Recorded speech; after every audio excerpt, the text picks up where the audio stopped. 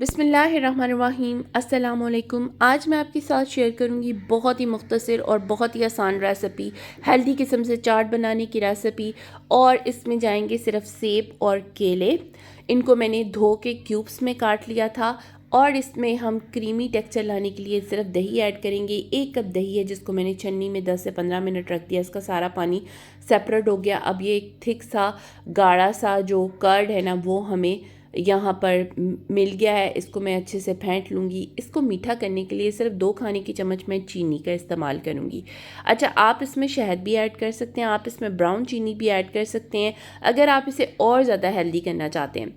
अच्छा, यहाँ पर जी 2 खाने की चम्मच मैंने इसके अंदर चीनी ऐड की थी। दही में हल्की सी खटास होती है तो वो फ्रूट के साथ ना खटास अच्छी नहीं लगेगी, तो मैंने ये चीनी ऐड करके इसको अच्छे से मिक्स कर लिया। अब ये 3 अदद सेब थे जो मैंने क्यूब्स में काटे हुए थे, और इसके अलावा 6 से 8 अदद केले थे इनको भी मैंने काट लिया था। अब इन तमाम चीज़ों को मैं दही में डालकर अच्छे से मिक्स कर लूँगी।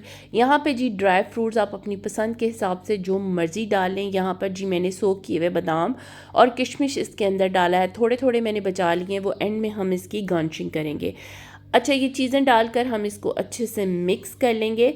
उसके बाद आप इसको ठंडा करके ना अफ्तारी में सर्व करेंगे। बहुत ही मज़े की, बहुत ही यमी रेसिपी बनकर रेडी होती है।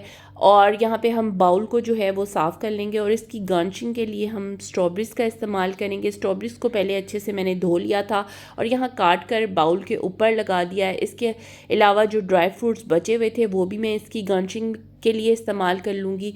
अच्छा, वीडियो पसंद आई है तो लाइक कर दें, रेसिपी को ट्राई ज़रूर करिएगा। और अगर मेरे चैनल पर नए हैं तो मेरे चैनल को सब्सक्राइब कर दें। मिलेंगे फिर एक नई रेसिपी के साथ, तब तक के लिए दीजिएगा इजाज़त। अल्लाह निगहबान।